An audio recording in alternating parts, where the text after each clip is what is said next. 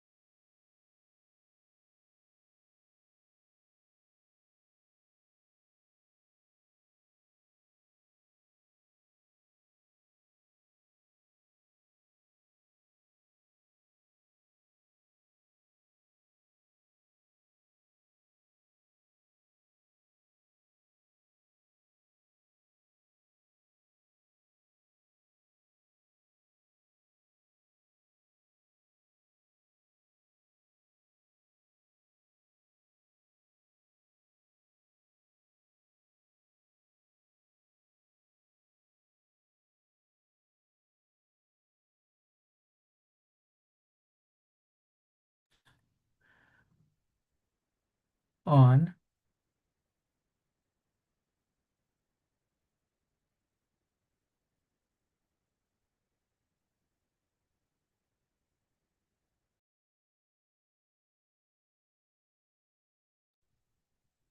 We'll give everybody about 2 more minutes just to get in, get their Zoom client updated, and then we'll go ahead and get started at 7:02.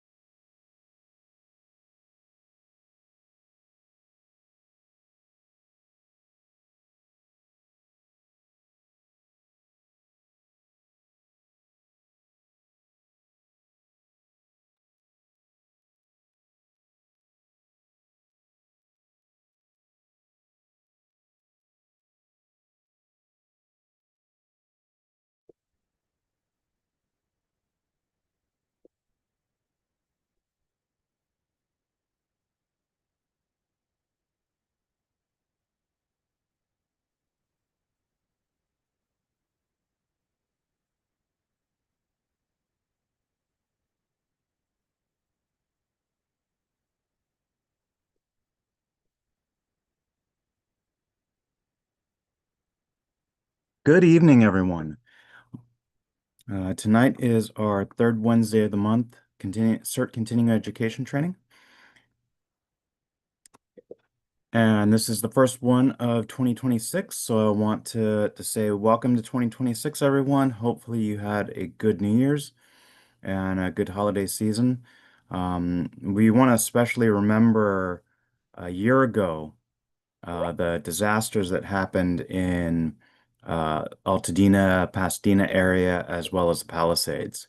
That wildfire that was the largest in the LA County area and destroyed countless homes, as well as I think there were somewhere like 30 deaths attributed to the wildfires.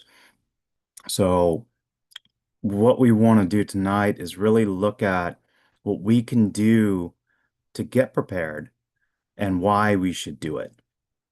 Not that we could have done anything about those wildfires, but the recovery, the extent of the damage that it could cause us, can be mitigated. My name is Patrick Potts Forbes. I am the LAFD Community Emergency Response Team Coordinator for Central Bureau. And tonight's presentation is Disasters Happen Every Day, Why You Should Be Prepared.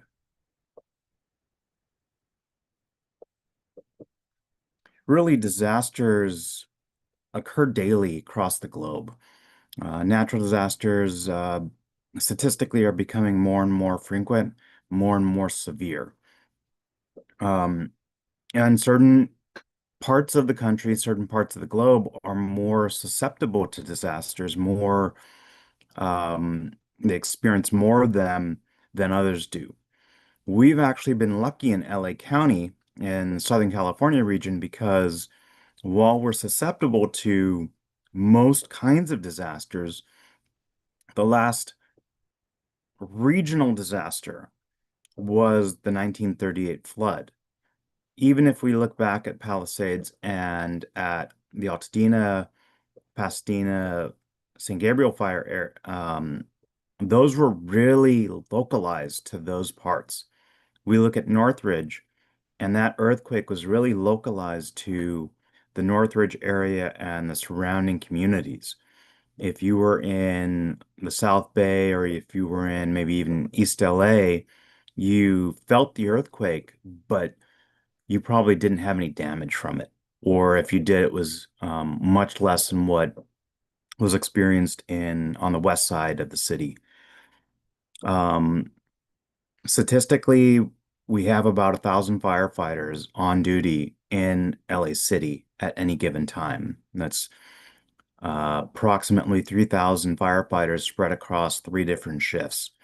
For a city of 4 million that swells to over 6, maybe even 10 million during the day. The numbers are not in the favor of the first responders if there is a major disaster or when there's a major disaster.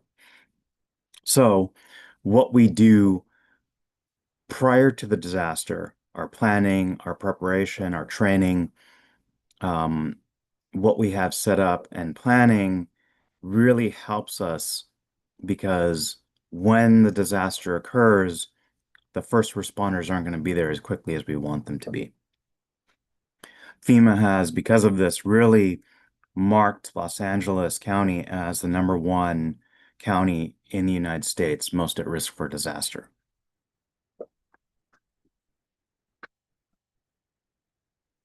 The United Nations Office of Disaster Risk Reduction describes a disaster as a serious disruption of the functioning of a community or society at any scale due to hazardous events interacting with conditions of exposure, vulnerability, and capacity, leading to one or more of the following: human, material, economic, and environmental losses and impacts. The effects of a disaster can be immediate and localized, but is often widespread and can last for a long period of time. The effect may test or exceed the capacity of any community or society to cope with its own resources, and therefore may require assistance from external sources, which could include neighboring jurisdictions and those at the national or international levels. Really, one of the key factors in what is a disaster is it really exceeds the ability of the responders to handle it without additional resources. Personally, I describe a disaster as any natural or man-made event or incident that causes extensive and long-term disruption to the normal way of life. So really a big factor is how long does it take to get back to what is normal? Or can we even get back there? Is there a new normal? And there usually is right after a major disaster.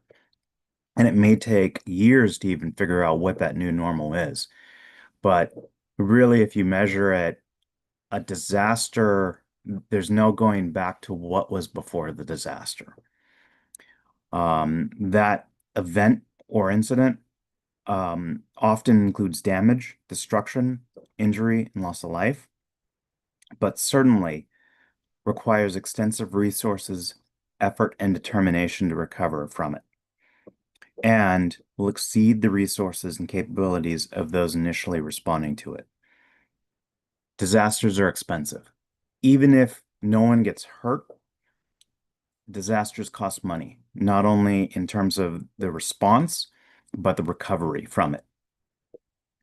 And disasters can be a wide scale effect, affecting hundreds, thousands, or even millions of people. But, and that's really what I want to focus on tonight, is that a disaster can affect on a small scale, affecting one person, a single person, or a family. There's a lot of people, there are a lot of people who will experience a disaster tonight, and we won't know about them. It won't make the news, won't affect us in any way, shape, or form, but to them, their way of life is over, and a new normal is going to come out of it. And that's a disaster.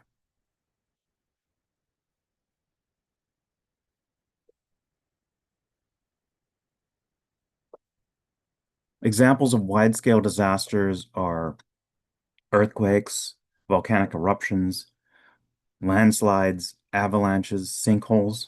Certainly, most of these apply to Southern California. Maybe not so much the volcanic eruptions, but we have volcanoes here. Landslides for sure. Avalanches, hopefully not, but certainly sinkholes happen sometimes in the middle of a freeway, in the middle of the street outside your home. Earthquakes, that's what we prepare for earthquakes. Cyclones, blizzards, hailstorms, cold waves, heat waves, droughts. We probably won't get a typhoon here, but in Southern California, we've had sorry, not hurricanes, but we've had tornadoes touch down. And a couple years ago, we had the tail end of a hurricane come through the area. So most of these disasters really apply and are possible in Southern California. We've just been lucky that the eye of the hurricane actually went over downtown LA and Northeast LA, but the outreaches of Southern California, Palm Springs got it bad. Um, I don't know if San Diego got it, but farther west in Ventura, they got it pretty hard. Flooding, last major disaster and regional disaster, 1938 flood. Torrential rain, these atmospheric rivers can dump a huge amount of rain in a very short amount of time. And because we're not used to it, our infrastructure is not built to handle the amount of rain. If we get a foot of rain in an hour, nothing we have is going to be able to handle that. Earthquakes outside of the area can generate a tsunami and an ex explosion that I believe has to do with a gas buildup underneath.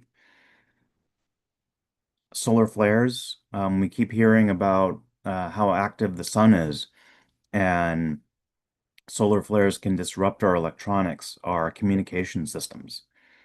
Uh, we were tracking a comet coming from outside the solar system, and curious on how that, was moving through our solar system. But we get chunks of debris, we get rocks coming through and burning up in our atmosphere. They don't even have to touch the ground.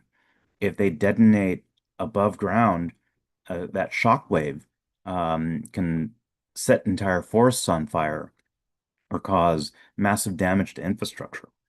Gamma ray bursts, hopefully we never experience that, but people are not going to be turning into the Incredible Hulk from a gamma ray burst. It definitely is going to damage our infrastructure. And then just in general, infrastructure fails. A lot of our infrastructure is very old. A lot of our infrastructure is designed to last for maybe 80 to 100 years, but they're at 120, 140 years now. And it costs too much to replace the infrastructure when it reaches age. It's actually cheaper to replace it when it fails. And when it fails, it can fail pretty significantly, pretty catastrophically. Certainly, water mains bursting will have wide-ranging effects on the surrounding community. A power failure, if you're on medical equipment that requires power and you don't have a battery backup, refrigeration for medication, that can have pretty severe effects for you if you need that. And on that personal level, that individual level, or on the micro level with the family, a house fire, death in the family. I say a bad car crash. I'm not talking about a little fender bender. I'm talking about one that has injuries, one that um it could be even it's not even affecting you so much, but if you are in a car accident and your vehicle kills someone else, and you get away unscathed, the emotional toll that takes on the person who is responsible for the death of another is a personal disaster. And certainly if it's one of your family members that dies in that car crash, it is a personal disaster, a family disaster. Um, Emergency house repairs are expensive. A water pipe burst, gas leak, electrical fire. We're not talking about a couple $100 here. We're talking about tens of thousands of dollars in repairs and lost property. And if it even causes injury, we're talking about medical bills that could easily be hundreds of thousands of dollars. And even if none of that happens, Not everybody is healthy 100% of the time. Severe, debilitating injury or illness, mm, hundreds of thousands of dollars in medical bills, and time and stress and all that goes into it. And then we're in a very litigious society. Um, People, if you just look at how many accident attorney billboards there are at any point in time, if you just look around the city of Los Angeles, you can probably see two or three accident attorney billboards that say they can get you millions of dollars. You just have to pick someone to sue. It doesn't even have to be something that you're guilty of or that you actually did. You get served paperwork and now you have to defend yourself in a courtroom. Um, Almost certainly you're going to have to hire an attorney to deal with this. And what a lot of times they want to do is get you to settle so you don't have to spend tens of thousands of dollars hiring someone to defend you in court. It doesn't even matter if you're guilty of it. It's cheaper to settle usually than it is to hire someone to defend yourself or your actions. And certainly if you are guilty of it, then it's going to be extremely expensive to hire someone to mitigate that kind of damage from a at-fault lawsuit. I want to alleviate some of the misconceptions that people have. Um, we see this all the time where you think that you'll be told if you need to evacuate and when to evacuate. And yes, there are systems in place to do this, but it's not foolproof. It's not perfect. Relying on someone else to tell you that you need to evacuate from a nearby forest fire or wildfire, or if it's not safe to be in your building after an earthquake, it's not something that you can 100% rely on someone else to protect you and get you out when you need to get out. You need to watch out for yourself and your family and choose when to leave and if you're going to leave. It's not the government's job to protect your home. Um, they, the government will respond, first responders will respond, and they will prioritize life first. If they need to save someone and lose a home or a house or a building to get them out safely, they'll do so. If there is a massive scale fire and they have to go in and save people who did not evacuate, that will cost them resources that can otherwise be put towards protecting property. But they will prioritize that. And that's why they do tell you to evacuate early. Because if they have to worry about getting you out when it's now too late for you to get out on your own, that's resources that would have been spent trying to save property. And sometimes there's nothing they can do about that to save property. Incident stability. How quickly can they bring things under control? A disaster is chaotic, and the initial response is chaotic, and there's almost certainly not enough resources initially. So it's a balancing game of how quickly can we get some semblance of control going to mitigate how bad this is going to become. There's a misconception, especially in larger cities, that emergency services will be here when we need them. And I think our smaller towns, village, more rural areas, the acknowledgement is that first responders are not going to be here in minutes. It may take them a half an hour to an hour to get here. We have to have some sort of self-reliance. When you live in a big city, you move to the big city because the fire department can be here in 5 to 8 minutes if I need them. But if everybody needs them, it's going to take them a lot longer to get to me, even if I do see them. They will certainly be stretched thin. And I said, 1,000 firefighters on duty right now. If 4 million people need 1,000 firefighters, there's not enough firefighters to handle those many calls. They're going to be so thin, they're going to have to prioritize who they can help and where they send their resources. And yes, help will come from outside the area, but it takes time to mobilize that.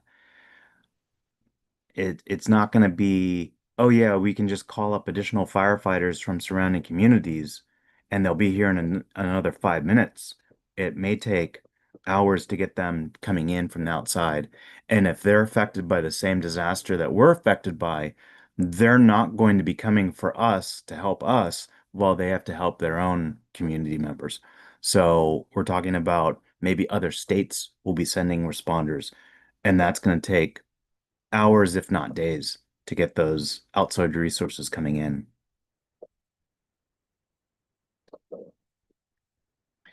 I think a lot of times we underestimate how much it's going to cost to recover.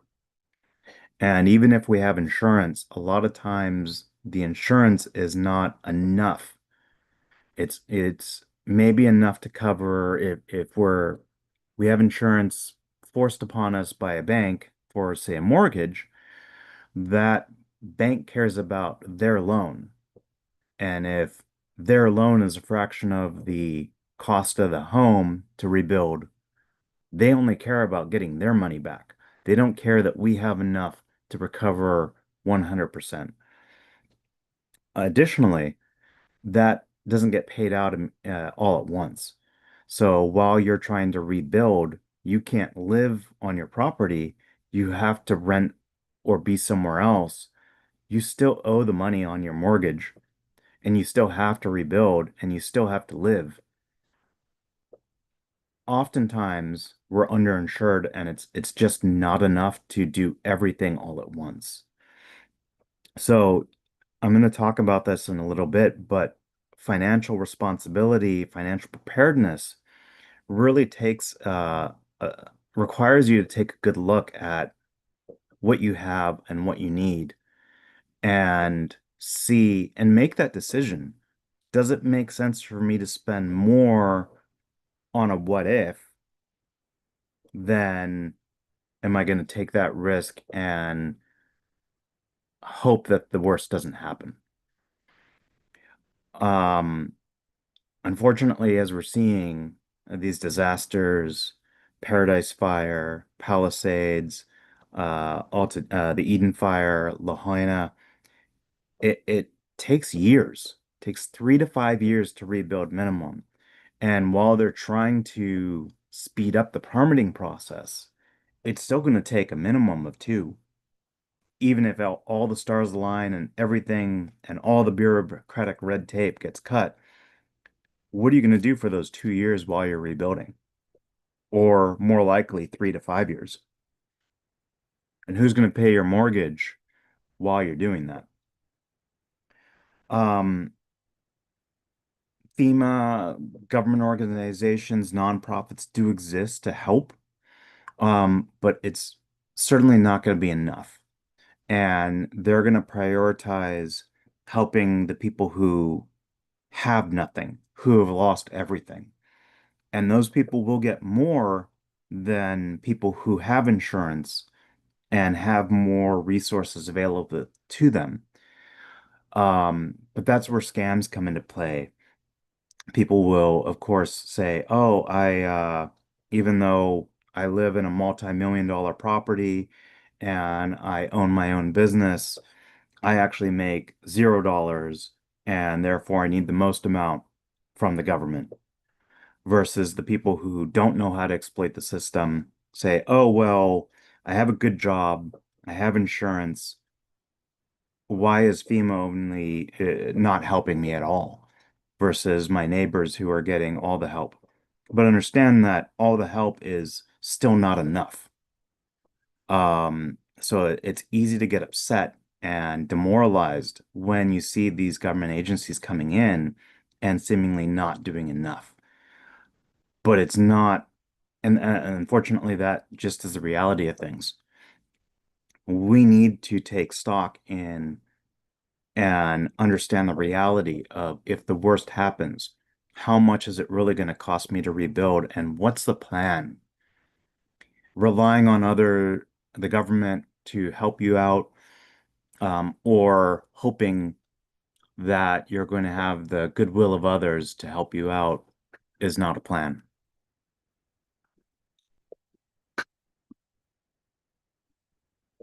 Really, this is not about making you fear the worst.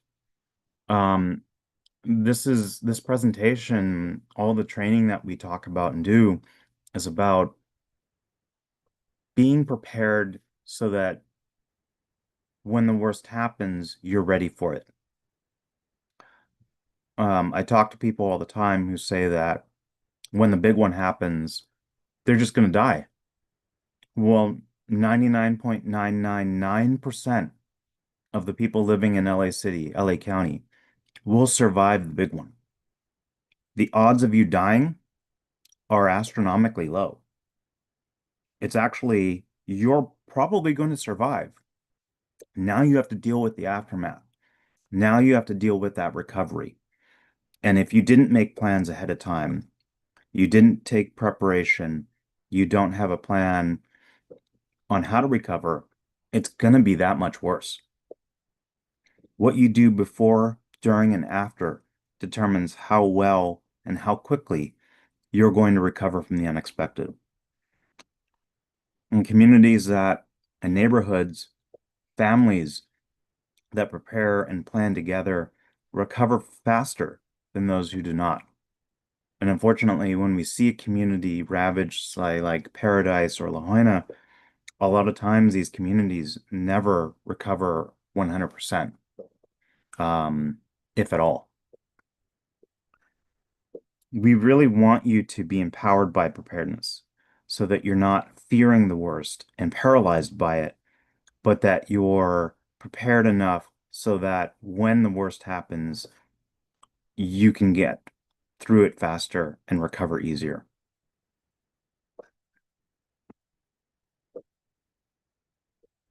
What can we do? Well, you can prepare. Prepare yourself, prepare your home, prepare your families. Talk to your neighbors, prepare them. If everyone is prepared, then everyone's going to recover faster. That involves planning. Plan your home, plan your finances, plan your response. And if the worst happens, plan your escape. How do we get out? Because if we stay here, we will die. But if we get out, then we live and we can recover. And unfortunately, some people choose to not escape and they end up dying. And certainly, it's not going to be a pleasant death. Dying in a fire, dying in a flood, dying in a collapse of a building, not going to be instant. It's going to be painful. And that's assuming you do actually die. The reality is that maybe someone will rescue you, but you're going to be severely injured by that disaster because you chose to stay behind and not make that escape. Now, if you do escape, you do evacuate, now you have a chance to rebuild and recover. Your normality, your way of life will be drastically different than the way it was before the disaster, but at least you have a chance to survive and recover and you with your family. And certainly your friends would hopefully want you to survive so they can continue enjoying your company. Surviving that relies on situational awareness and being ready to respond. You might see something and go, that doesn't look right. Is there something I can do about it before it becomes a problem and before it becomes something that I can't deal with? If I can deal with it now, before it becomes a problem, before it becomes a disaster, then it doesn't have a chance to become a disaster and something that I can't recover from, or that's going to cost me a lot of money or injury or pain, suffering. Recovering That, certainly property loss is going to happen. Replacing that, repairing it, replenishing it, rebuilding it takes time and a lot of money and a lot of energy and a lot of suffering. But that's the goal, is to recover. Again, what you do before, after, and during a disaster determines how long it will take to recover from that disaster, how quickly and easily it takes.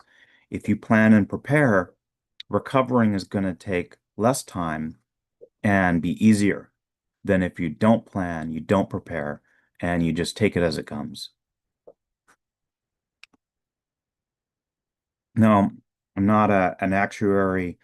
I'm not, I didn't steal this from anyone. I kind of came up with this measure on my own, but I want to use an example to kind of illustrate how and what you do impacts the outcome and the recovery.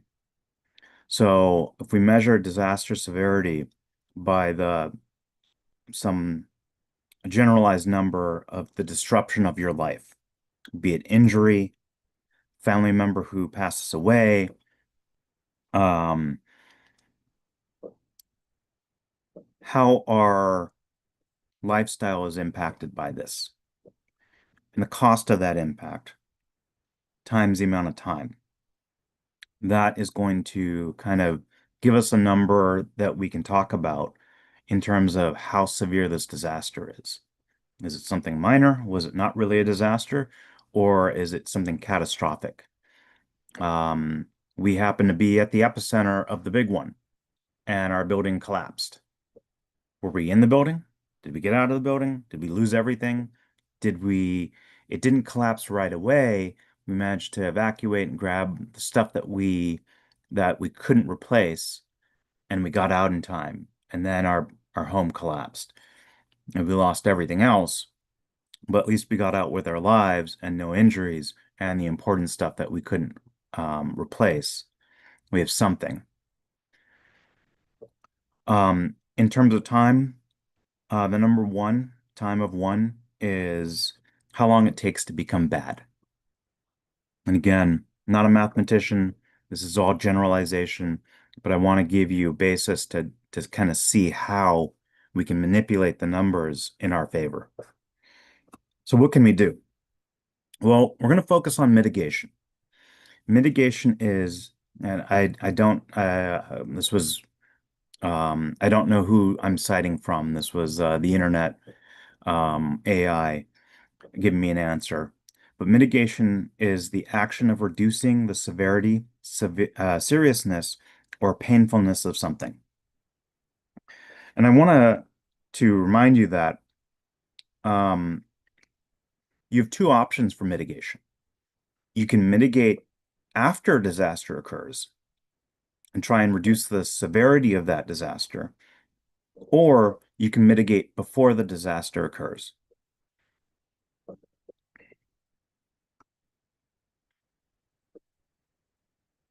And measure our mitigation capability as skills plus preparations.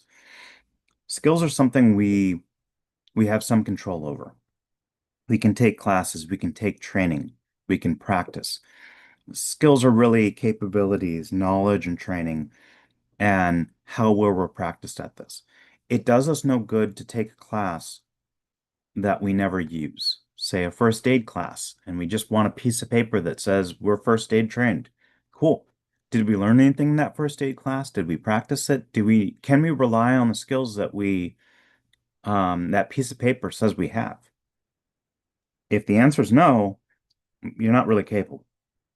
So when you take a first aid class, don't look at how quickly and how cheap is it. How good is that class? How am I going to benefit from it? And then remind yourself that you need to take it every 2 years to keep up that certification. You certainly need the practice.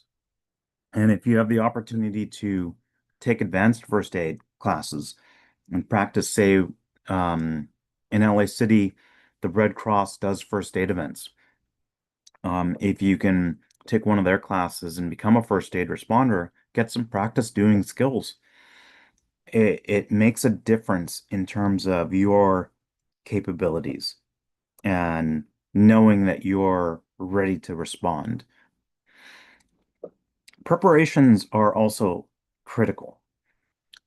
You can have all the training in the world, but if you're not prepared, you don't have the equipment, you don't have the plans, you don't have what it takes to respond, those skills are useless. You can be a paramedic, but without your first aid kit, how much can you do?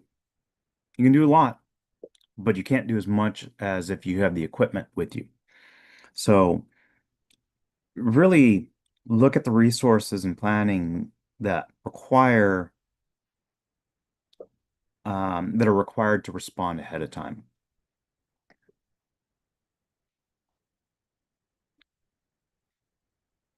Again, that disaster severity formula is disruption of life times the cost of impact times time. Time of one being what it takes to become bad. And then your mitigation capability is preparation and skills. Recovery is that disaster severity minus your mitigation capability. Or how long and how expensive is it to recover based upon how severe is that disaster minus the mitigation that was done to stop it.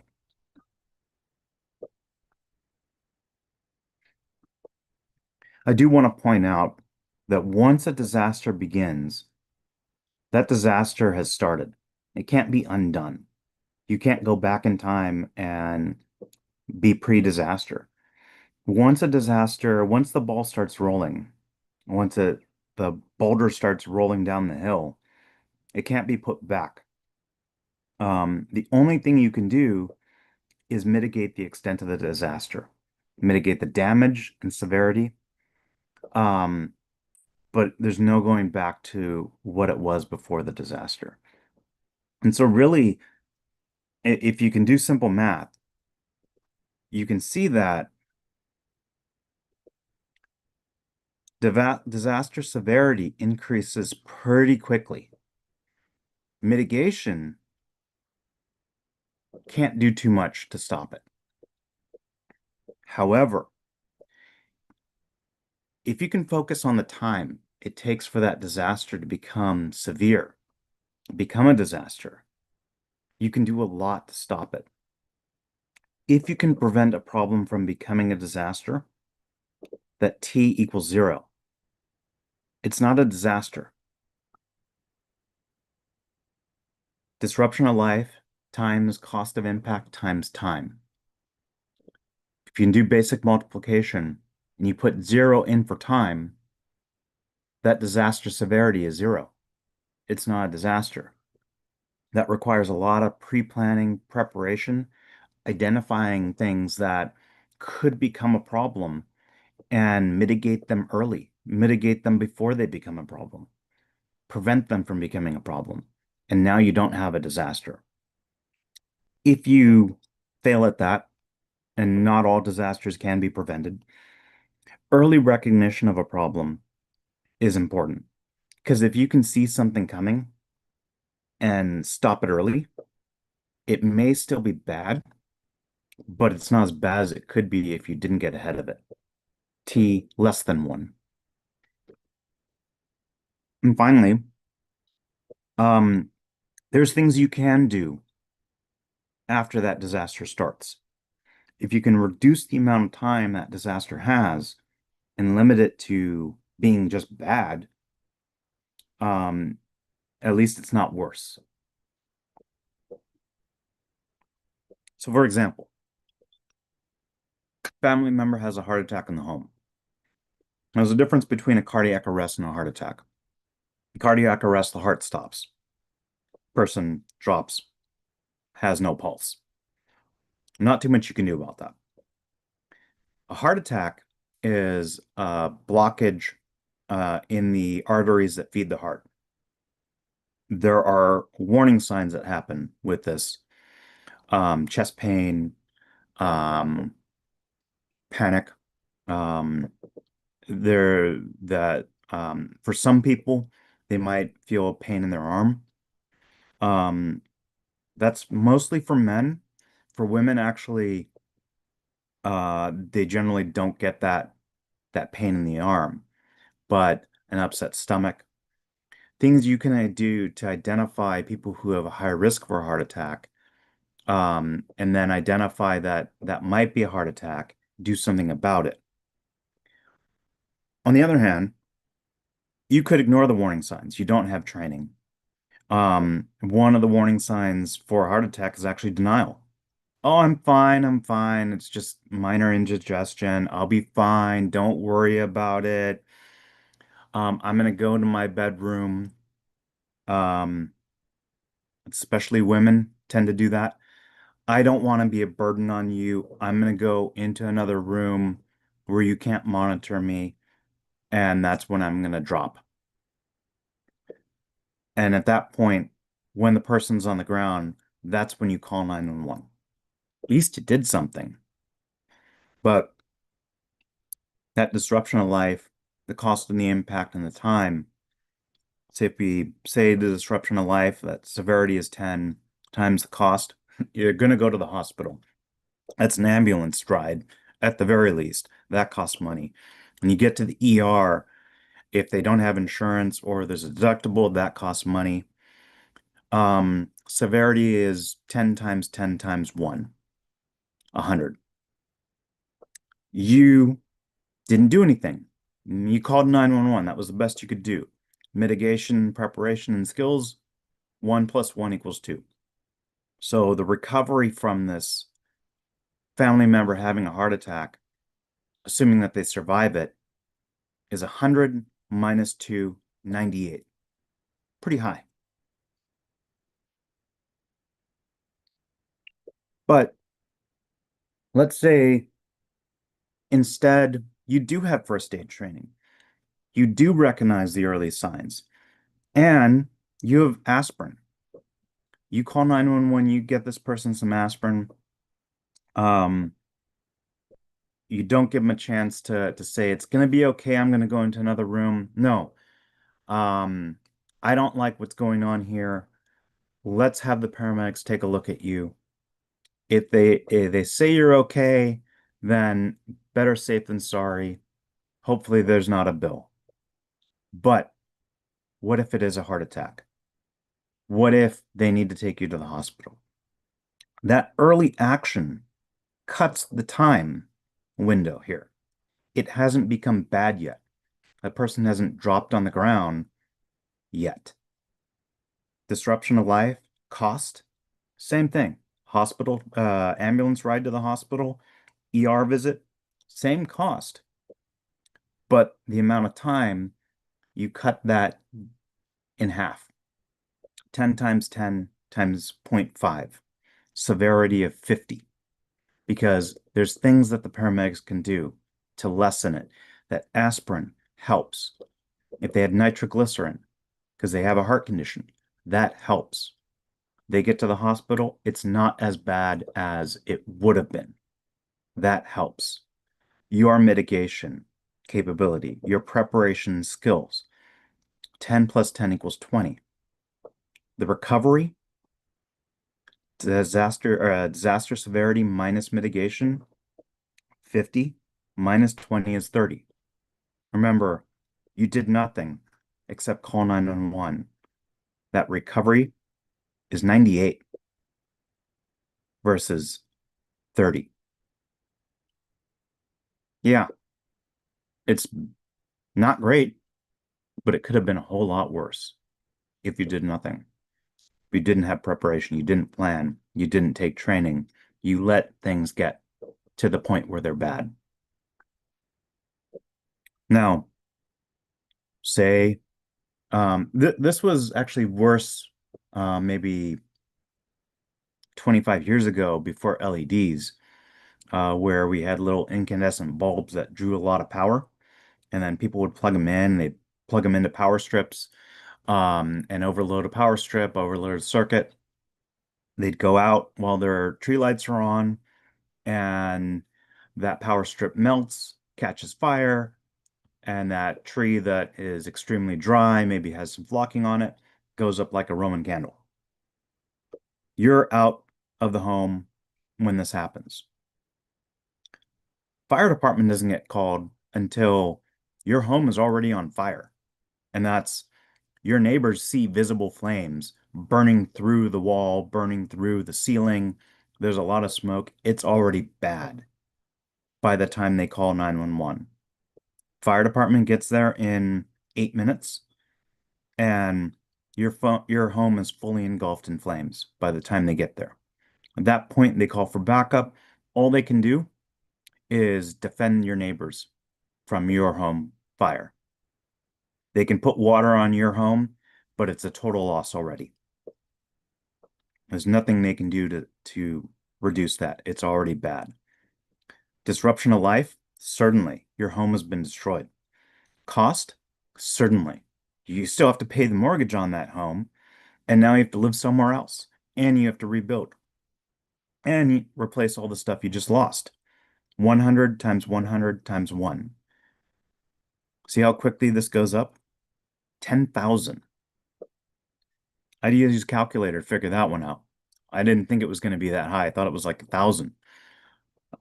Um, Mitigation capability.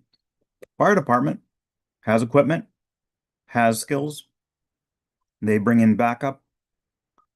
1,000. Recovery from this, disaster severity, 10,000 minus 1,000. These are highly skilled, highly trained people who just watch your house burn down because there's not too much they can do about it, except defend your neighbors.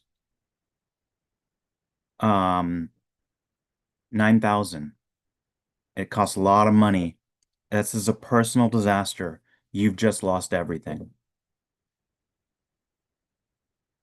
But what if, same scenario, you're not home when the fire sparks, but you've got an alarm system that's connected to your to someone who can call 911 for you. Smoke alarm goes off, alarm system detects the smoke alarm, calls 911 on your behalf. Fire department gets there. Only the living room's on fire at this point. They break down your door, put water on the fire, and stop the fire from spreading. It's still bad. Your living room has just gone up in smoke. You have smoke damage. That you have to replace your front door. There's probably stuff you lost in it. But because of the time savings, it didn't get to the point where it's so bad that it's a disaster. 100 times 100, but it's times 0.25. 2,500. Same mitigation capability.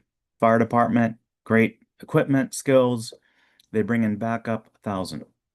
Your recovery from this, just because of that time savings, 2,500 minus 1,000. 1,500 versus 9,000.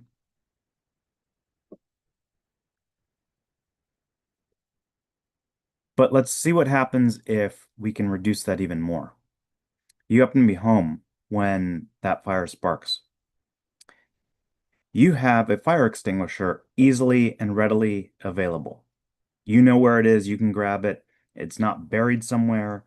You've taken care to make sure that you flip it upside down, pound on it a couple times a year, and you use it, and you know how to use it.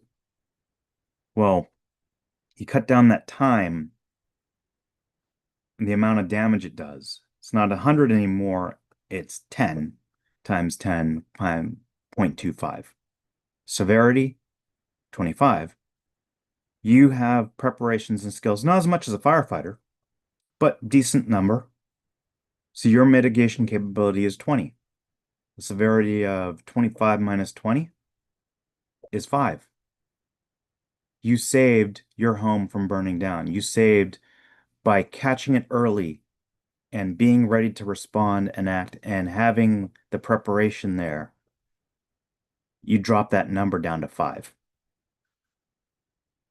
All right. Hope I didn't put too many people to sleep with math. What I want to get at here is that family and personal preparedness is critical to mitigating a problem before it becomes a disaster. Take training, take a basic first aid class, and again, don't take the one that you can do in an hour and a half online. Actually go to one in person, do some skills, actually make sure that you know how to do them and do them correctly. You're not just getting a piece of paper, you're getting training. If you can, take advanced first aid, emergency medical responder. Look for classes that push you to have skills that you can actually utilize and practice them as much as you can. Get some radio training, learn how to use a two-way radio. Your cell phone doesn't work, but you can call on a two-way radio to your family, your neighbors. So much better than relying on the cell phone infrastructure to function during a disaster. Get a first aid kit. Get a good first aid kit. There's a lot of crappy ones that cost a lot of money and they just have numbers saying how many items are in there. They count the number of band-aids in there as a number. Get a good first aid kit and know how to use all the components in there. If you can do something about an injury before it becomes a disaster, then you reduce the severity and reduce that recovery time. Have fire extinguishers. That's plural.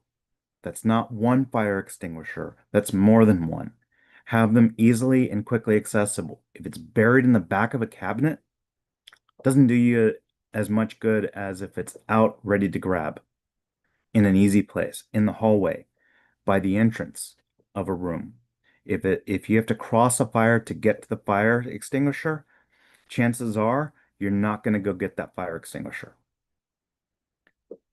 Have adequate financial planning. This one's hard. It's hard for everyone. Doesn't matter how much money you make. Doesn't matter if you're poor. Doesn't matter if you think you're middle class or well off. Unexpected expenses scale with your financial capabilities. If you rent a disaster in the home that you don't own is a lot cheaper than when you own a home and now instead of the management or the property owner having to pay for it, you are the property owner. You have to pay for everything. That water leak that then requires a whole house repipe, it's not going to be $1,000. Any home planning, any work that needs to be done starts at $10,000. Chances are 20, $30,000. Do you have the savings for that? Even if you're decently well off, maybe not. And that's where it becomes hard. You have to consider how much money is it going to cost to deal with a problem that's unexpected. Do I have access to credit? Do I have access to loans? What's the plan? If you have to replace your water, all the pipes, your water heater, you have a gas leak, you have a fire, electrical hazard, you might have to rewire your entire home. How much is that going to cost? And are you capable of at least getting it started and then getting credit for it so that you can pay it and not having to use your credit card? Because some credit cards charge 30% interest a day, and that compounds radically fast. So using your credit card to deal with an emergency is not adequate financial planning. If you have insurance, be realistic about it. Is this enough to cover everything that was lost and to rebuild and to house me and my family during the entire time it takes, length of time to recover? Again, measured in years, not months. Or is this just going to pay for the bank to get their money back? And now I have to figure out how to dig up possibly hundreds of thousands of dollars to get back to some semblance of normality. Unfortunately, we see this Paradise, La Jolla, Palisades, Eden.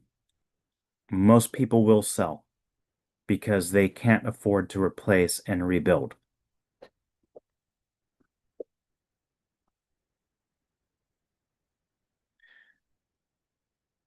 Family emergency planning.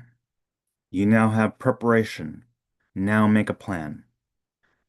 If you need to evacuate, where are you going? Where are you meeting? Have two options.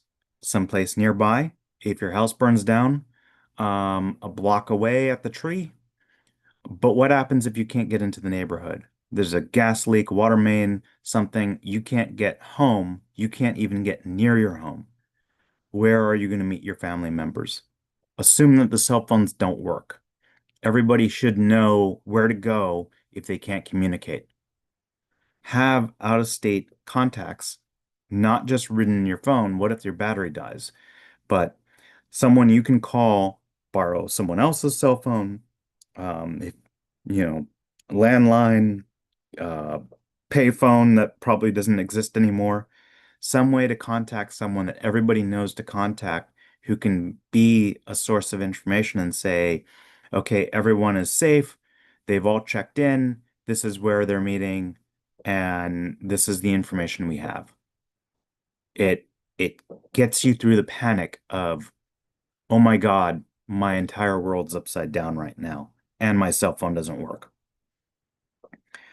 If you are out of your home and the fire department needs to put out a fire and you have animals, pets, have signage saying that because they don't know that you have a dog and cat that you would like to, survive the fire. They might just let your house burn down because no one's inside and it is risky for them to go into a fire to see if there's no one there to rescue. But if they know we have animals, they might make that attempt. It's worth it, possibly. Also, have a card on you. What if you suffer a heart attack and you live alone, but you have pets? You end up in the hospital. Does anybody know to go check on your pets? Pets. But you have a card on you that says this, then hopefully someone's going to take care of your pets. Go rescue them. Practice exit drills in the home. If you need to evacuate, if there's a fire in the main hall, and that's the only way out that you take every day, are there alternate exits that you can take? Where are you going to meet? Do your kids know how to get out the window and then meet in the front yard?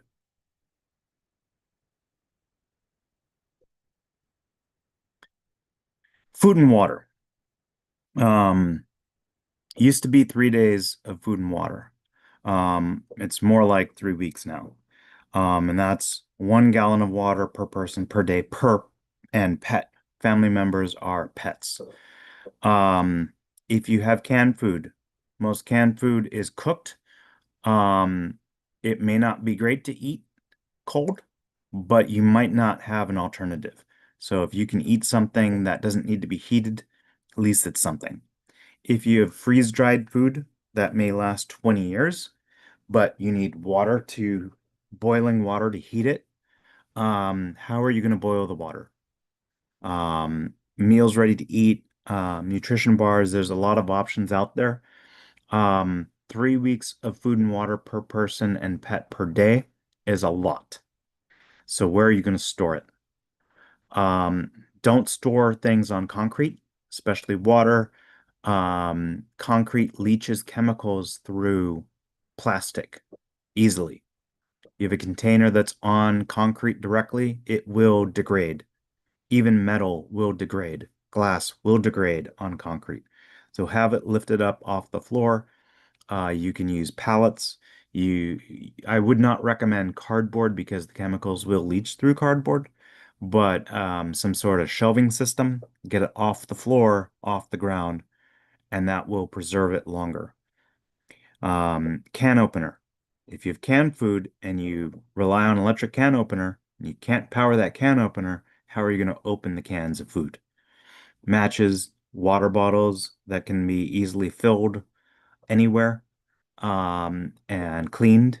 Those are important things. If you've gone camping before, a lot of the same planning and things you do for camping also work. Um, if you are on medication and you rely on that medication to live, then you should have an emergency supply of at least 1 month. Talk to your insurance, talk to your pharmacist, talk to your doctor about this. There are options out there, even if you have to be creative. Usually, a refill is maybe every 20 days. You can put a couple pills aside every refill and start building that emergency supply. Just make sure you use it because it does go bad. And you want to cycle out and make sure that you keep everything and they don't go to waste. Sanitation. If we can't flush the toilet, you still have to go to the bathroom. What are you going to do? A 5-gallon bucket with a pool noodle cut to sit on, a drawstring trash bag, and cat litter makes an improvised toilet. Um, Plastic sheeting, tarps, contractor bags are critical to keeping either um, the elements out or waste products in. Duct tape, rolls of paracord are all good things to improvise with. You might not be able to wash your hands, so antibacterial hand wipes. I prefer alcohol-free. Alcohol tends to dry out skin if you're using alcohol wipes to clean your hands with. Um, it will cause damage to your skin over time. Unscented bleach is good for purifying water. However, bleach does have a shelf life. I believe it's 6 months. And then the effectiveness reduces after 6 months. So having bleach sitting on a shelf for 5 years, not going to be as effective as a fresh bottle of bleach. Extra toilet paper. You can do a lot with this toilet paper. You can possibly barter for things with toilet paper. You'll remember back at the beginning of COVID when everybody panicked and bought out all the toilet paper and bottled water. Um, and if you have ever been in a situation, say camping, where you don't have toilet paper, you know how critical toilet paper is. A shelter in place or home kit. It's almost always going to be better to stay at home if you can. Your stuff is there. Unless you have to evacuate for a particular reason, you can protect your stuff. And if you have supplies there, they're going to be heavy and bulky and difficult to move. Evacuating with all of your supplies is not going to be your first option. But if you're going to stay at home and shelter in place, make sure that everybody has a flashlight with unused batteries. Don't leave the batteries in the flashlight or they will go bad and possibly ruin the flashlight. Batteries start to degrade as soon as you put them in the flashlight. So in their original container, never been used, you can get possibly a 10-year shelf life out of some batteries now. Battery powered lanterns, chances are the power is going to be out. Glow sticks, things that you can move around your home safely without stepping on debris or injuring yourself or knocking into things, knocking things over, knocking into each other. It's everyone's more comfortable when they can see. First aid kit. We've already talked about this. Make sure it's a good first aid kit and you know how to use the stuff in there. Fire extinguishers. There should be an S at the end here. More than one. Statistically, I believe 1 in 4 fire extinguishers fail when you need them. So, um, especially since we don't use them all the time. Hopefully you never have to use a fire extinguisher. But if that fire extinguisher is 10 years old, chances are Not going to work when you need it. Two-way radios. Again, cell phone networks and power probably going to be down. So having the ability to talk to each other with radios, two-way radios, talk to your neighbors, going to be a great asset. Entertaining the family is going to be critical, especially if you have younger children, keeping them occupied. Chances are the iPad not going to work or won't work for long. So playing cards, board games, some way to entertain overnight is going to be um, is going to alleviate panic, get their mind off of what's going on. Especially in an earthquake, um, chances are there's a good chance we're going to be in bed when the earthquake happens. So having emergency supplies that you can quickly and easily access is critical. The number one injury from the Northridge quake was cut up feet.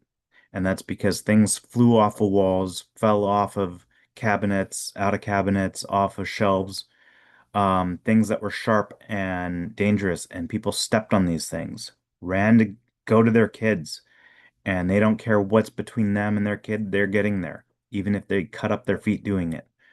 So if you have a bag under your bed tied to a leg of the bed, so it's there where you know it's going to be because it can't fly across the room, sturdy closed-toed shoes, socks, leather gloves. For the vegans out there, I'm sorry, but synthetics melt. If you touch something hot and it's you have a plastic glove on, you now have a melted plastic glove and possibly melted plastic in your skin. Not something that you want to experience. Hard hat to protect yourself. These are not necessarily high expensive helmets that you see people use in search and rescue. It's just a bump cap. If something hits you in the head and deflects off, it's going to save you a head injury. If the building collapses on top of you and you have a bump cap on, hopefully it helps, but it's not designed to survive a building collapsing on top of you. But these things are pretty cheap. $10, $20 for a bump cap. Pry bar and emergency tool. If you close your bedroom door and now the frame of your home has shifted, how are you going to get the door open? You might have to pry it open or break a window or some other thing. Flashlight with fresh batteries. Again, chances are middle of the night. Our former CERT captain used to love 2:35 in the morning. Um, that's going to be pitch blackout. And so being able to see what you're about to step on, see the damage, see where your kids are, very critical. Light sticks also good. They do have a shelf life, about 5 years or so. If you wear contact lenses or need corrective vision, extra eyeglasses. An older pair might not be your current prescription, but it's better than nothing. And a whistle. You need to call for help. Screaming you can only yell for so long, but you can blow a whistle for much longer, possibly even days. If you need to evacuate and you make that choice and that decision to evacuate, again, most of your supplies you're not going to be able to take with you. But if you have a backpack, extra clothes, change of clothes, sleeping bag, Mylar blankets, camping gear, stuff you can easily, quickly grab and go out the front door, um, it's better than nothing and can get you through the worst of it. Um, it's especially important to have a battery bank for your phone or other electronics. Cell phone networks will come up eventually, or you might get to some place that has Wi-Fi, and that cell phone that you have that's currently a paperweight, if it has power, will get you back online and be able to communicate, have your insurance documents on there, other important documents online or on a USB stick that's encrypted. Um, these are going to be what you need to start to recover. It's so much better to have them than to not have them and try and get someone to look up your information for you or prove that you are who you say you are. Emergency money, we're talking about small bills. $100 bills, $50 bills, not useful in an emergency. You need to buy a bottle of water and you have a $50 bill on you, it's going to cost you $50. If you need to buy a bottle of water and they say it's $5 and you have a $5 bill on you, it's $5. Um, this is again part of that financial planning. How much can you afford to have? Don't put yourself in a bind to have emergency money, which is for an emergency, which hopefully won't happen.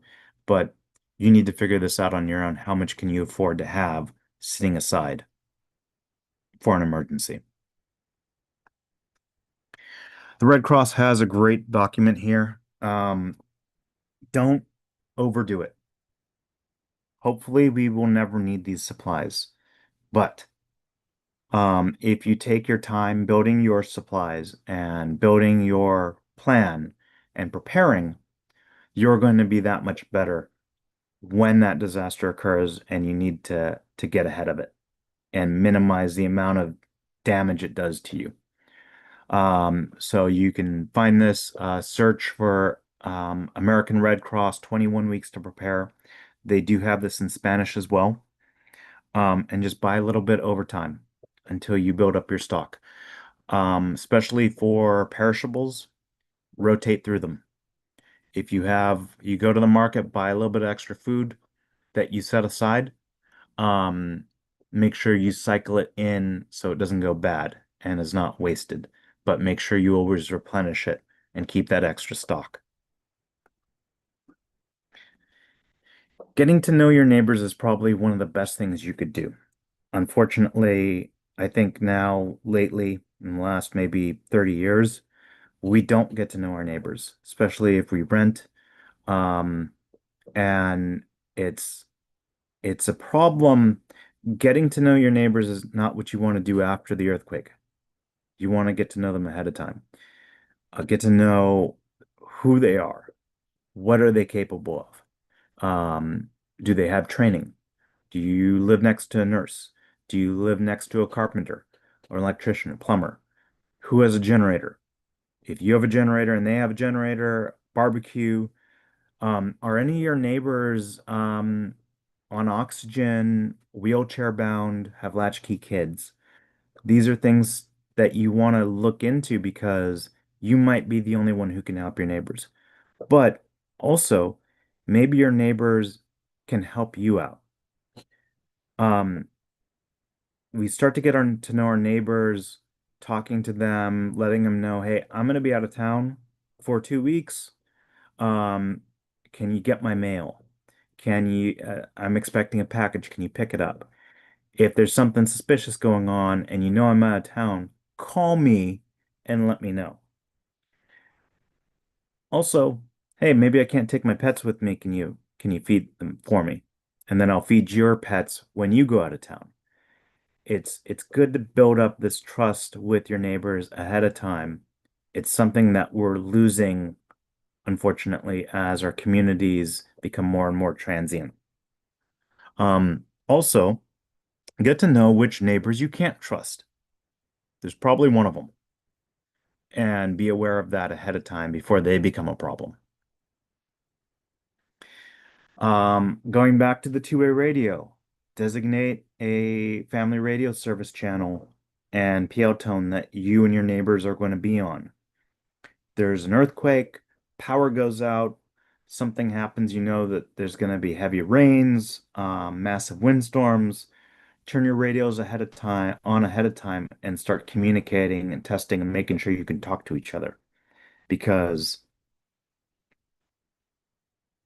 trying to communicate after the problem has already occurred, after the disaster has occurred, is not going to go as well as a good pre-plan with your neighbors ahead of time. If you hear a gunshot and everyone turns on their radios, hey, did you hear that? Yeah, I heard that. Do you know what it was? Oh, I think it might have been a backfire, actually. Maybe it was not a gunshot. Or, yeah, I saw a flash of light in my neighbor's across the street. Should we do something about it? start that communication early. Hopefully it's nothing, but if it is bad, get ahead of it. And with your neighbors as a group, you can do more to mitigate a problem than you can do on your own. And check in. After the earthquake, check in. I'm safe. My home is undamaged, or someone fell down the stairs. I think they broke their leg. I see my front window shattered. I see cracks in the wall. As people check in, you can start to get an idea of how bad it is. If you're going to go out, or if even if you don't, put a sign up in your front window after that earthquake, help sign or okay sign if you need help, or okay if everyone is uninjured and everyone's in good shape. If your neighbors are going to go looking house to house, those help okay signs are going to be critical to quickly assessing how bad things are in the neighborhood. The reason why we say this is because 95% of survivors in a disaster will be rescued by community first responders, not the professionals. So, there are programs out there. Map Your Neighborhood was created by Washington State, and has been adopted by the Red Cross as well as LA City as a good organization plan. In LA City, we have to name everything on our own. So Map Your Neighborhood is called Ready Your LA Neighborhood in LA City and is administered by the Los Angeles City Fire Emergency Management Department. But it's also facilitated by the Red Cross as well as other organizations across the area. Um, what you can do is you can go to readyla.org and download information about the Ready Your LA neighborhood or Map Your Neighborhood plan and talk to the city about setting up a training, having someone come out or help you facilitate a workshop to get your neighbors prepared. What they do is they have you identify neighborhood gathering sites, places you're going to go to meet your neighbors, places you're going to check in, share information, organize a response, and it's going to be visible.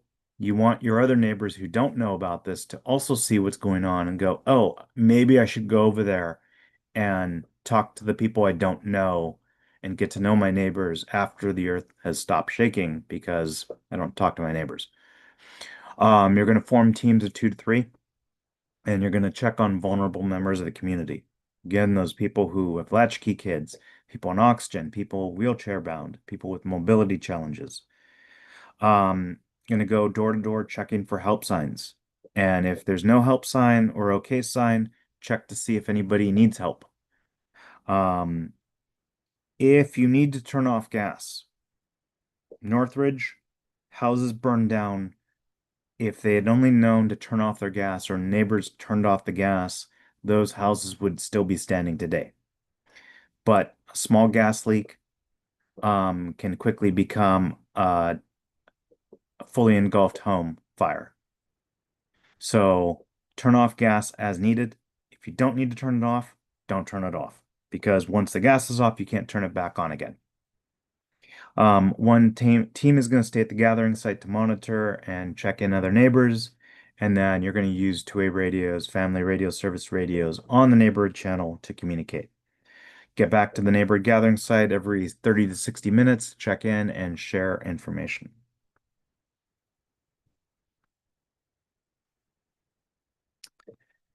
Additionally, you're going to identify a neighborhood care center. This is where people who are injured are going to go. Maybe people who are elderly or people who have young kids, they can go there, feel safe, and be monitored and receive medical attention. We created the Community Emergency Response Team training here in the city of Los Angeles. And the motto of the Community Emergency Response Team is to do the greatest good for the greatest number of people in the shortest amount of time.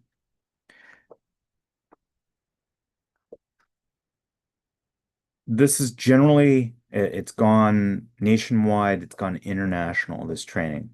Generally speaking, it's free, taught by the fire department, taught by emergency management departments, taught by police departments.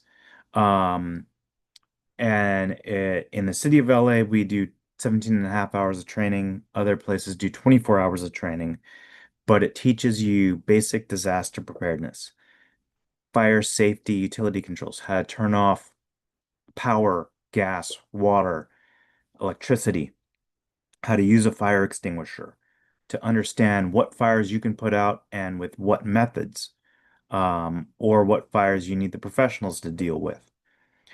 Teaches basic first aid, disaster medical operations, light search and rescue, triaging, looking at multiple injured people and figuring out how to organize them so you can identify who needs to go to the hospital now or will die and who can wait till a little bit later.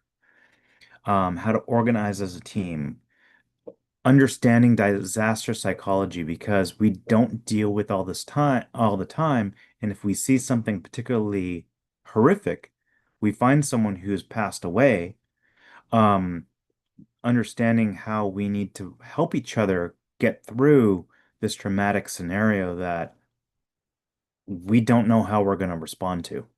You can have all the training in the world, but you see a dead body and you lock up, or you see someone actually having a medical emergency and you freeze.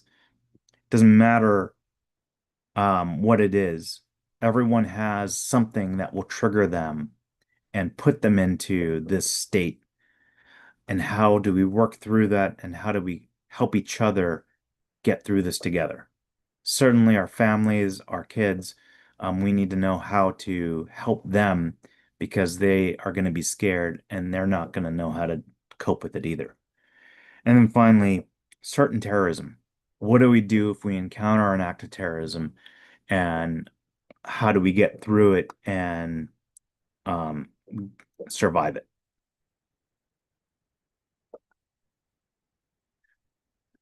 Some of the principles that they teach you in the community emergency response team training is to take care of your family first and then help your neighbors. We don't bring a victim to an incident. Just like on a plane when they say put your oxygen mask on first before you put the oxygen mask on your kids, same principle applies. We need to take care of ourselves. If we become injured helping someone else, we can't help anybody. It teaches you a basic level of training to avoid making a situation worse.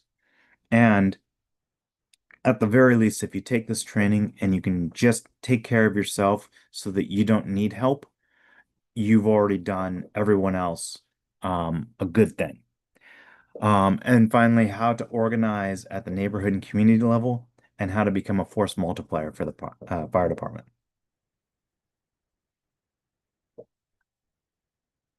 City of LA, fire department teaches it. Actual firefighters teach the class. They put on refreshers periodically. And then we, as CERT coordinators we're volunteers for the fire department, we help organize the community and do trainings and practices just like we're doing tonight. Um, if you live in the city of LA and you have not taken this training yet, you can go to the website cert-la.com/eventbrite and you'll see the list of classes that are coming up. We run our classes every odd month. It is a commitment. It is 17 and a half hours of training, seven weekly sessions once a week for 2.5 hours.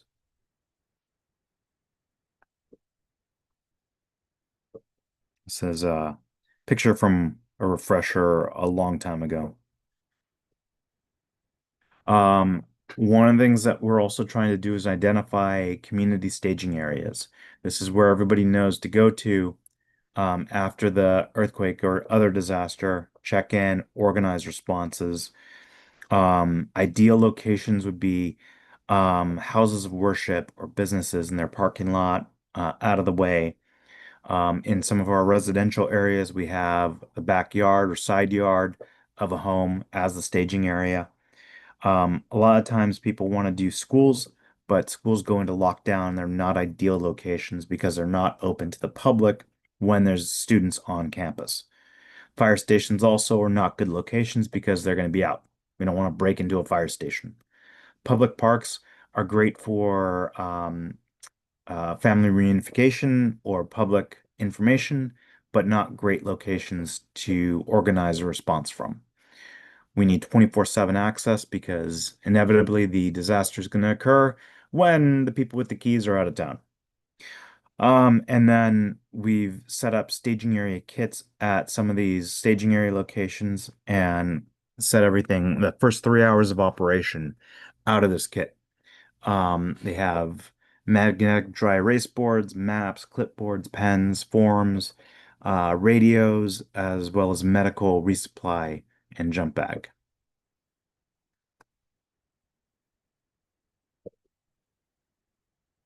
And then we run drills.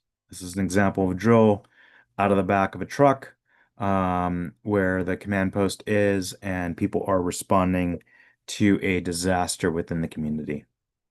And you can see that on the map are identified incidents as well as the team locations being tracked.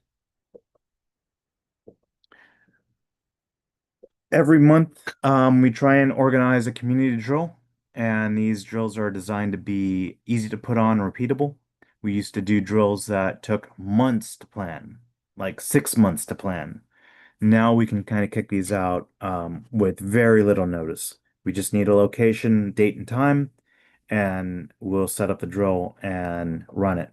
We focus on a single skill at these drills. These drills would be a damage assessment drill or an incident response drill or staging area operations. We've also done in-building search and rescue and tr medical triage drills. Our next drill is January 31st. It's going to be hosted in the West Adams area of the city of Los Angeles or Mid-City, LA, 9 a.m. to 12:30 p.m. At the Church of Christ in West Adams. And if you're interested in signing up for the drill, you can go to lafdcert-drill-January 2026.eventbrite.com or just go to cert-la.com and look in the calendar for the drill information. Next steps for you. Take training. Get prepared if you haven't already. If you have, take more training. Practice your skills. Make a plan. Make a plan for yourself, a financial plan. Make a plan with your family. Make a plan with your neighbors. Start saving. I almost guarantee you do not have enough saved, unfortunately. Things are very expensive, and a disaster will cost a lot of money to recover from. So take a hard look at your finances, take a hard look at your insurance, what you have, see if it's enough, and start figuring out if you need to build that savings. Because if you can't afford it, it's not as bad as if you can't afford it. And if you don't have as much as you thought you did and it costs more, that disaster is a lot worse. Start talking to your neighbors. Start forming a team. Get them to take the CERT training. If you haven't yet, take the CERT training. Organize a Map Your Neighborhood or Ready Your LA Neighborhood workshop for your neighbors. And then see what drills we have going on, what additional trainings there are. Start attending them. If you have any questions, you can reach me at lafdcertcentral@gmail.com. If you haven't yet, sign up for my email list, certvolunteer.org, and get notified about the upcoming trainings and drills that we have going on. It was a lot of information. Thank you all for staying on with us. Um, I'm going to allow people to unmute themselves, but if you have any questions, comments, concerns, things that didn't make sense, if you are not good at math and you want me to rehash that formula I came up with, what do you guys got?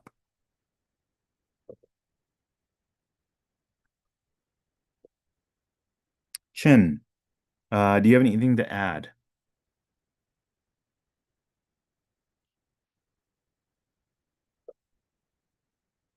Shane, you still with us? Hey there, and good evening. Um, Not a lot to add, but the one thing I want to say to everybody here tonight, the one thing I identify that's a big problem here in Southern California and possibly other places is the fact that we don't talk to our neighbors. And I want to make it clear that during a disaster, you find out just how quickly you need your neighbors, whether you like it Mhm. or not. So here's what I suggest. Make sure, if you can, make sure that you reach out to your neighbor on this side of you, and the front of you. Those are the neighbors who you are going to have almost immediate interaction with during a disaster. And I guarantee you, again, we're all going to have to lean on each other. And this talk, which was a very basic talk tonight, this is, if you've taken CERT, you should know all of this. These are things we need to implement. And one thing I want to say, going all the way back to the beginning of this exercise, too, another point I want to make is that when we talk back about the Palisades fires, the Eaton Canyon fires, and other fires like that, sometimes the training that we've been talking about tonight, the various trainings like Radio Los Angeles Neighborhood, CERT, etc., sometimes it will teach you the very critical skill of retreat. Sometimes you have to understand what, like, and I'm not trying to blame anybody or blame the victims or whatever, but we as human beings like to hang out until the very last minute. And we had instances of that up in Palisades and, of course, Eaton Canyon and every other fire. Sometimes you have to look up, you have to say, that fire's right upon me, or whatever that situation is, and leave the area. Sometimes the best strategy is retreat, I should say. So I want to, emphasize these basic things because it's, if we do these basic things like make a plan, practice the plan, reach out to our neighbors, understand when retreat is the best option, and a few other odd things, we can actually survive. Those are the things I wanted to really enforce tonight. Yeah, absolutely. And to echo that, one of the problems we had with Palisades as well as Paradise was when people decided to evacuate, when they were told to evacuate, now it's the entire neighborhood trying to get out. And there were inevitably traffic jams. And if you think it's going to take you 5 minutes to get out of your neighborhood with no traffic, it's now going to take you an hour and a half to get out with everyone else trying to get out. And if the fire is on top of you, that's not where you want to be for an hour and a half. So leave early before everyone else does. Perry, you've got your hand up. Go ahead and unmute and I have a question. I was able to write some of this down, mhm. but I wasn't able to get all of it. Do I just email you and you send me a copy of the material that we went over, or is there another way I can get it? This is actually live streamed to our YouTube channel. If you go to YouTube and search for LAFD CERT coordinators or just probably CERT coordinators, you'll find all of our live streams on there. But if you do email me, I'll send you the link and you can I'll send you the link to the presentation. Okay, thank you. And Patrick, I saw something that Yukiko put down here, and I think she says it very nicely. If we stay ready, we won't have to get ready. Hmm, I like that. Says it all. Absolutely. Jim, go ahead and unmute. Oops, muted you. Think you should hear me now. Yes. Thank you. A lot of good information, and I appreciate that. I live in Tahunga, which is, as you Mm, know, very high fire season, fire area. We're just west of Altadena in hmm the Crescenta Valley. So we have the same mountains to the north of us. Is there, can you give me is there any certain guidance about or training focused specifically on mitigation, wildfire evacuation, and neighborhood coordination as it relates to wildfire? Because it's kind of a narrow scope compared to all the different disasters that you've covered tonight. Yeah, it's be prepared to evacuate when there's high fire. I know that there are some homes that have built water systems that can put a lot of water on your property or in the direction of a fire. The professionals will tell you don't just get out. Um, but talk to the fire department. Because after they tell you don't and just to evacuate, they know that some people will ignore that advice and want to try and save their property. And some people have. And so they'll give you ideas about what you can do. And these are people who are experienced at firefighting. I am not a firefighter. I have zero interest in being anywhere near a fire, um, or sticking around and trying to put one out if it's coming down on top of me. Um, but talk to the fire department about it, and hopefully they can give you some advice.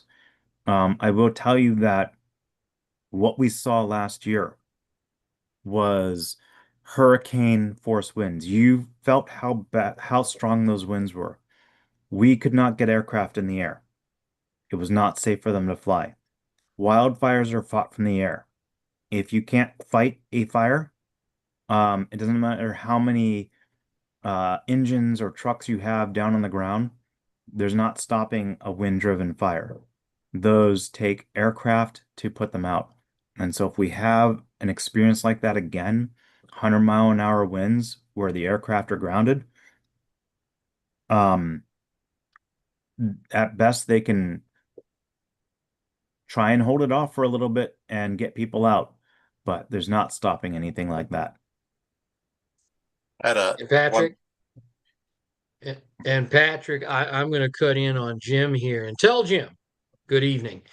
Um, one group you can get in touch with who kind of specializes in wildfire information is called MySafe LA. MYSAFELA. And they are also part of the Wildfire Council. So they do a lot of things along that line in our different communities. And they have a pro they actually they actually have spread out to be called My Safe, I believe, California. So I would suggest to you, and Jim, Tahunga, where you live, is that outside of the city of Los Angeles? I'm No, just no, trying to get a bearing. no. We're right next to La Crescenta, but we are Sunlit Tahunga, Sun Valley, so we're right up Mhm. against the mountains up there in the west end of the Crescenta Valley. As Yeah, far I Gotcha. as think you're And I LA County Fire, not LA no, City. we're City Fire. Oh, okay. Yeah. So everything okay. it's complicated as you go east from us because there's a combination of LA City, Glendale, and also Mhm. LA County. Hmm. So actually, I Chin, thanks for that, Chin, because actually I did have Carl come up to my house and do a little wildfire evaluation on my house. know Uh, that guy. I would so reach out to Carl and that group, of course, and they are very, very active, especially in our wildland fire areas. So see what else they can bring you out there. And of course, as you probably know, they work very close with LA City Fire.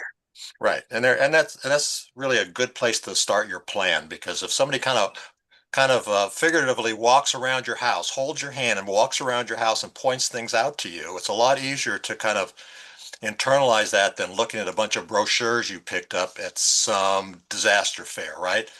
Last question I have for you is that I was looking at the CERT website and I noticed there's actually a wildland urban interface module that's Hmm. all written in the can, ready to go, 3 sections with and it seems like that's never been put out there, but it talks a lot about the things that you were kind of touching on tonight. Um, it talks about, well, I was actually all the things about when a wildfire prevention and things like that, but also it does get into mitigation and a lot of other things, other topics like that. And so I'm just wondering if there's ever been any plans for that being actually taught, maybe as module number 8 for people who live in the WUI areas that would be more inclined to want to be much more involved with their neighborhoods because there's a lot of good stuff about getting people prepared for evacuations, showing them how to mitigate, talking about all the things you were talking about tonight. So that might be a good catalyst for that. Patrick, Yeah. I'm going to kind of jump on this one and just sort of give my 2 cents on it. What what we bring you in the CERT program is we kind of bring you the basics of it all, Right. the nitty-gritty of it all. What needs to happen is that after you take that initial CERT training, is you start looking at the demography of your own area, the demographics of your area, what's your area like. I live in an urban interface. I live in a city in the city of Los Angeles, mid Wilshire. Mhm. My needs in terms of disaster preparedness are extremely different than what you are looking at, Jim. So what I would say the best thing to do, one, take the CERT program. It's good all disaster training. That's what it is. And in fact, when we talk about the earthquake, we're preparing you for just about everything else. But Let me let you, once you're you're done, kind of preaching to the choir there because my I background agree. is I actually took the CERT training in 1989.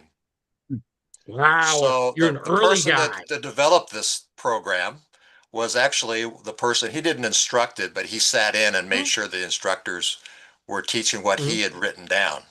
That was Sure. Captain, what was his name? Anyway, the father of Chief CERT. Borden.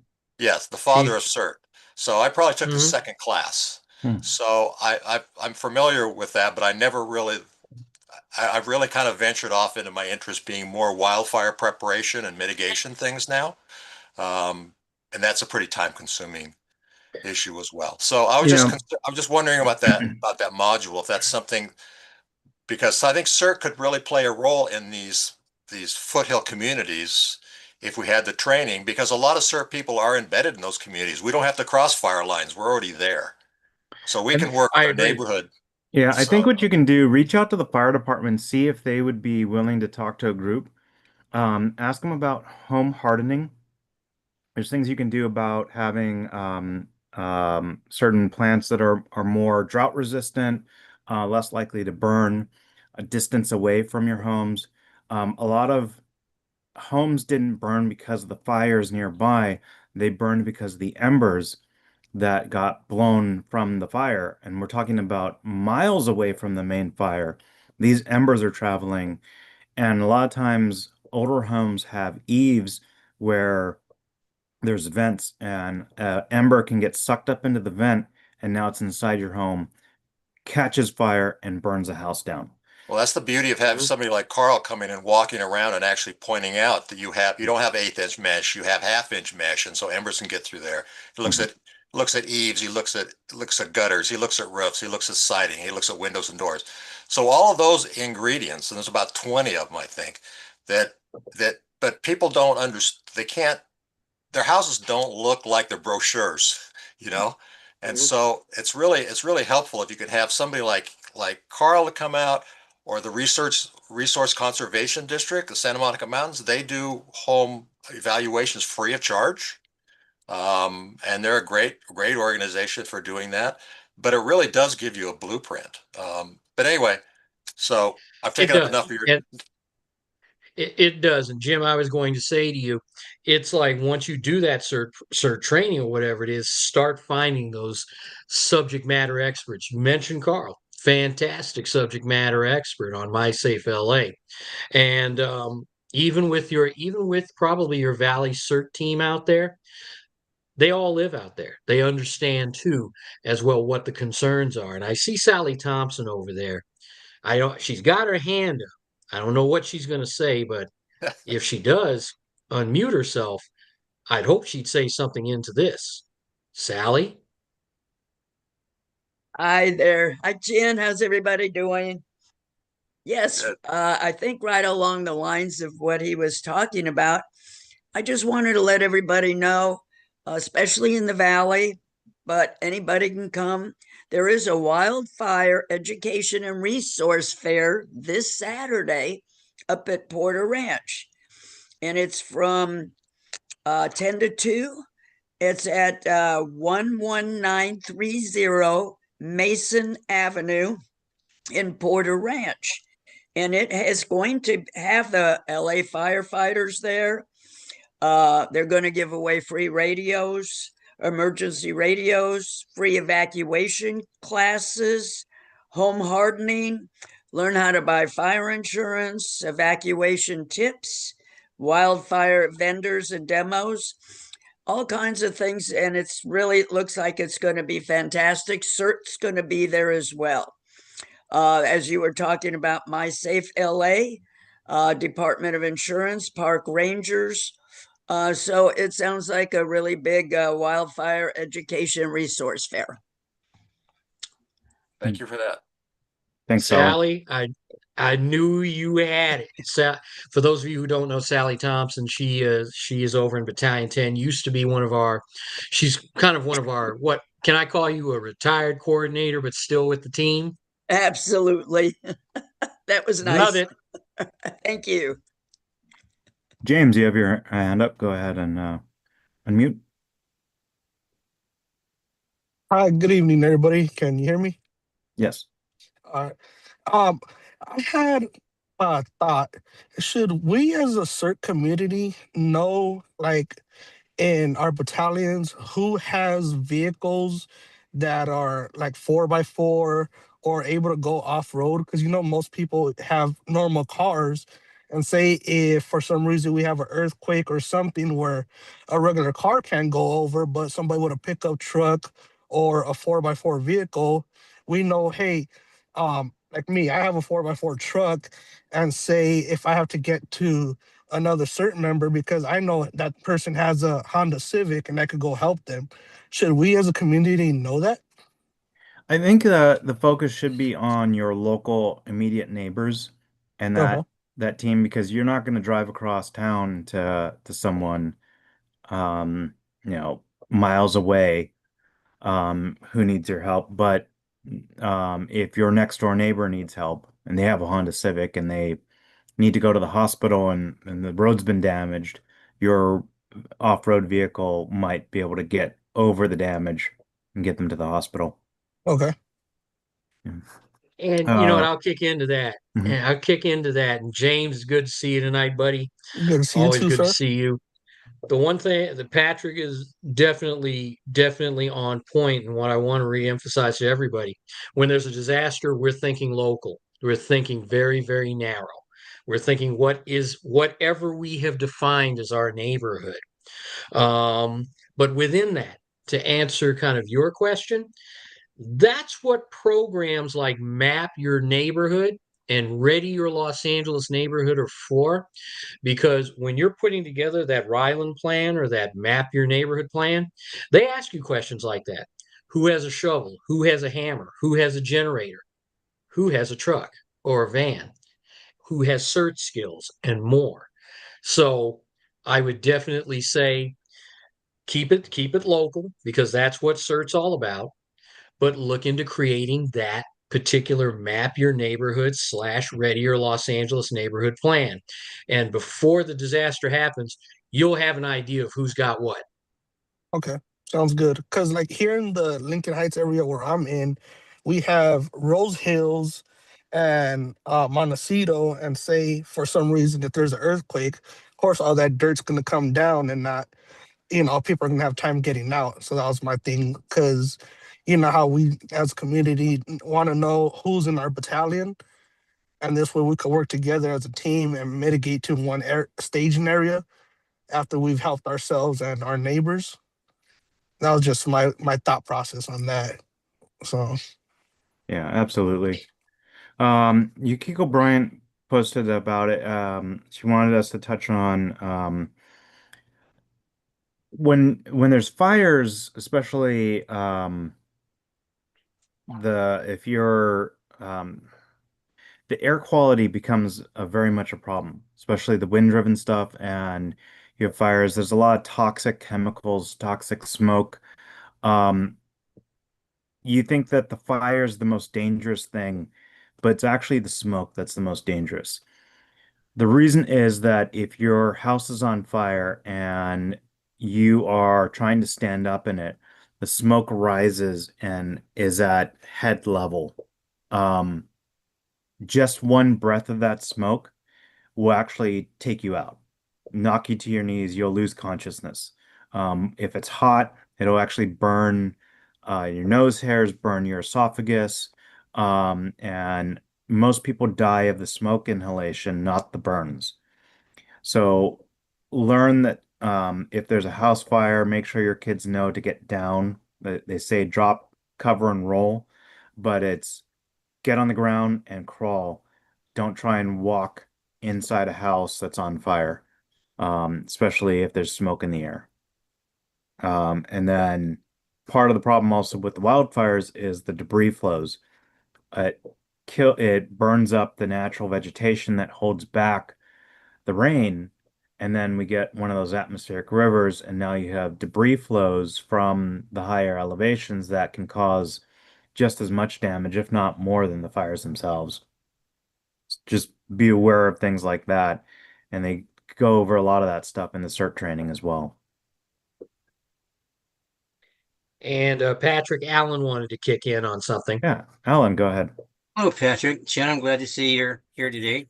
I saw you have a lot of CERT teams in training right now tonight. So I wanted to add that, Well, we always got something going on.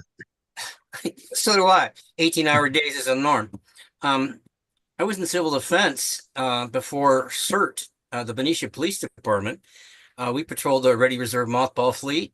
Back then it was called civil defense. Then we had bomb shelters with the 5-gallon square cans. It had a white circle, blue CD, and red. And the fleet was loaded.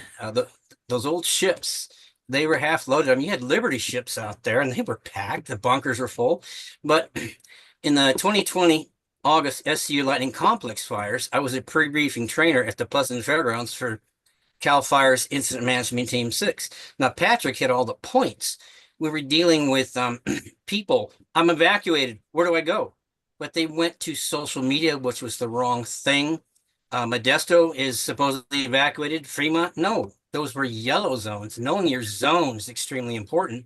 Those were warning zones.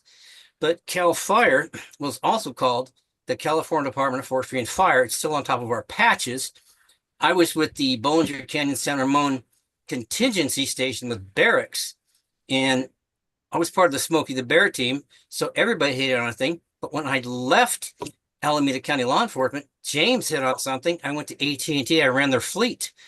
In the back of every truck behind the seats, I had portable earthquake kits, 3 days of food, the water packets like you get in the rescue boats off the cruise ships. We had, these are nasty, 5,000 calorie bars, but they last forever.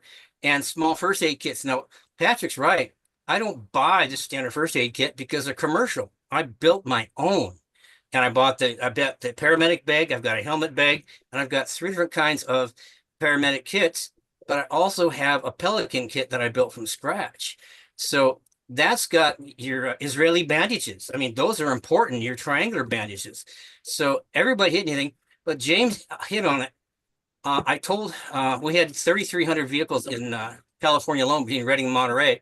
I told our construction crews, if there's an emergency, tell the police department, tell the fire department, tell the search and rescue that your truck is available to them, because we had winches, we had boom trucks, we had all the equipment for, I mean, we had picks, we had everything. So it may seem crazy if you see a CERT member ripping down somebody's wooden gate, but that is your shims, your wedges, and that is your, I mean, that's your pry bars. So there's a lot going on, and I appreciate Patrick bringing this up. Open forum is the best part. I like when I do the large public information trainings, because on my website, CERT Volunteers in Your Neighborhoods, I had to change that a year ago to add a worldwide network. We're now in 43 countries. We just picked up Sri Lanka. We're tied into the Red Cross. So there you go. Patrick's right about overkill. You can buy too much and not buy the right stuff. So in that webpage of mine, a lot of people, when they don't know it, but there's a business page. It's free, but you have files, you have features, and I've got all my PDFs on different kinds of go bags, even for your dog. Jen, you got one under your desk at work? Of course. Huh? Back of your car? Oh, yeah. There's so many different kinds of grab and go bags, and you don't really have to have a pillowcase under your head of your bed is the best thing to have, but put slippers in it. because what happens is with the fires, the windows blow in, but on the hallway, if you have glass photographs, picture frames, and they hit, you need something to walk on because you're running out on glass. So at this forum, I love it when you guys get to the end. Everybody has something to say. So yeah, root for you. I mean, Chin, you're out there all the time. I don't know when you sleep, but thanks again, Patrick, for having Exactly the why. forum. I put this out. I think 50 different CERT pages, CERT discussion board, national CERT, but the small CERTs that don't get this kind of training, like San Jose CERT, Island County CERT. So your information is out there, and I don't know how much bandwidth you have, but you have quite a few people. So thank you again.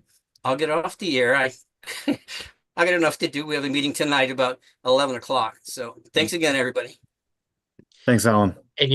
And you know what? Before I forget the point, Alan Nichols mentioned something that stuck in my head when he was talking about the utility trucks and the winches and everything.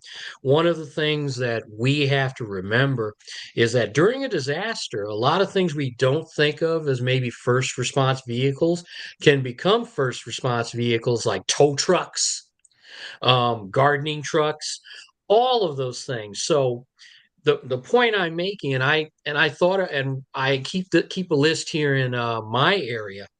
Um, we've tried, we've done, and continue to reach out to our auto facilities, which are in the area. Obviously, our utilities, Department of Water and Power here in the city of Los Angeles. All of those become first responder agencies, even the tow trucks, which are creeping around all the time during that time, because they have heavy equipment that can be put immediately to work for everything from extracting people out of fallen under fallen blocks of cement or whatever it is. So think of everything in your community that you can pull in as part of that disaster effort. Patrick. Yeah, absolutely. That's a good We point. are almost at 9 o'clock. All of our bucket truck people are certified, and if they go to work for the city, they can fall under government code 3100 if they work for public works.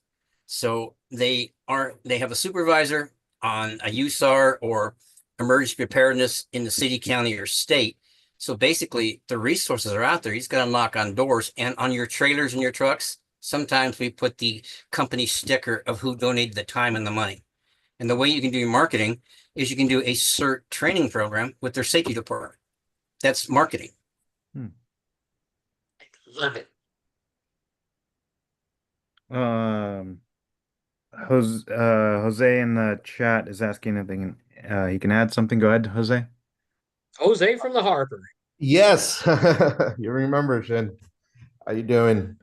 I just Good wanted to to see you. add something because you guys were mentioning about the neighborhood and mitigation and all that, and I just wanted to add. I mean, this doesn't just go to, I guess, if you live in the suburbs area, even if you live within the city. I mean, you guys remember when you guys did the training here in my building, you know, after that, a lot of my tenants came to me and they're like, "Hey, we're curious, like what's going on?" And ever since that, I think right now my building is fully occupied. Thank God. But like 40% of my tenants have like are we're in a group chat, and and something happens, obviously we're like really close to downtown. There's a lot of police activity, so we're all like, they all come to me, they're like, "Hey, what's going on? Did you hear this?" Like you said, it's a gunshot, it's firework or whatever.